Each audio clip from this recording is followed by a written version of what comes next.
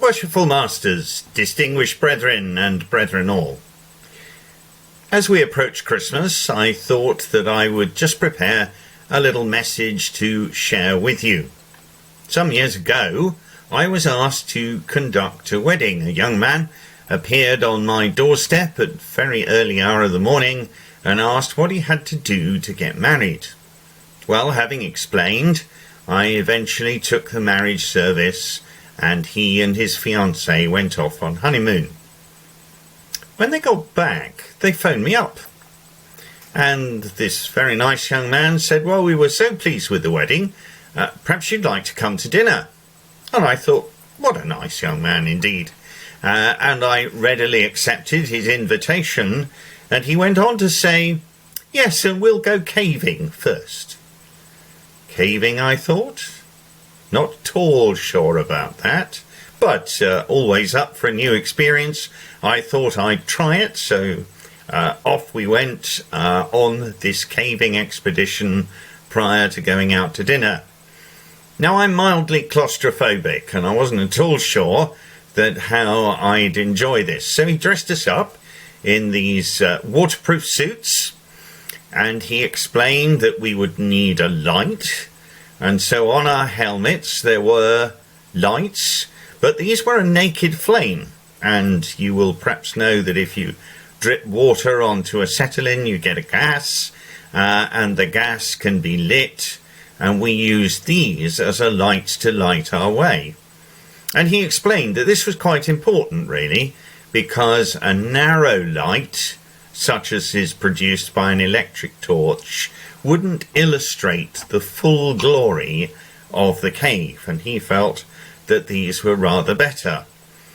Well, that was fine. I accepted that point, although I did note that one had to be awfully careful crawling through the tunnels not to set fire to the backside of the person in front of you. Anyway, we headed into the cave. And we got into the cave, and we got into what I believe was the middle of the cave system. And eventually my friend said, okay, turn off the lights. So we all turned off our headlamps. And it was dark. I have never, ever experienced darkness like it before or since. I imagined that after a moment, as so often happens, you sit there in the darkness and your eyes gradually adjust, but nothing happened.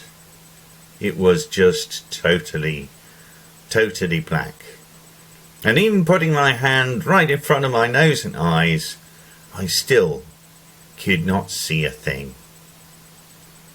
And we sat there for a moment and just contemplated things. And then after a moment we turned the lights on again and the glory of the cave was revealed. Now that experience accords rather well with the Masonic experience, doesn't it? We enter into Freemasonry as poor men seeking light.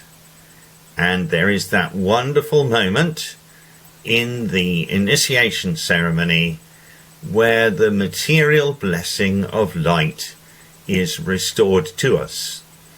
And that's an amazing moment, and I guess if we all cast our minds back to our initiation, then we will recall that moment when the blindfold was removed and we saw all that was around us. So now, as we think about the story of Christmas, and we come to think of it as a moment of light.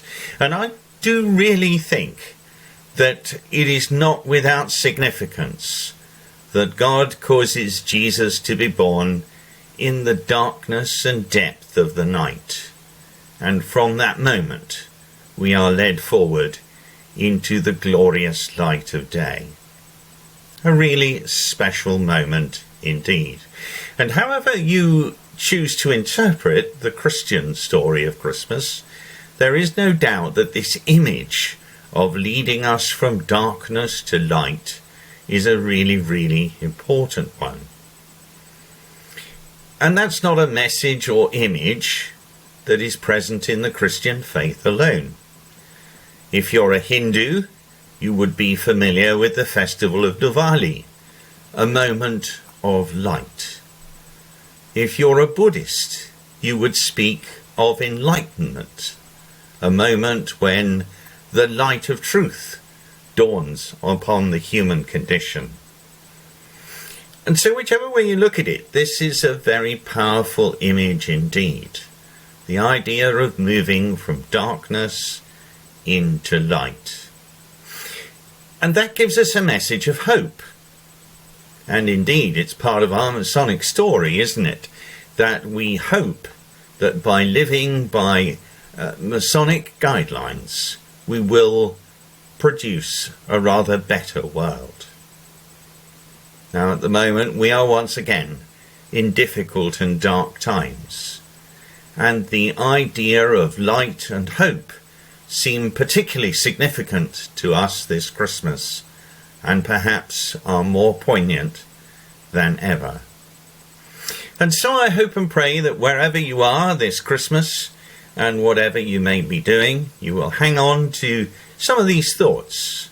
The story of our Masonic life, the Christian story of Christmas, the significance of other world religions' approach to the idea of light and hope. And wherever you are, may you find light and hope in your life this Christmas time.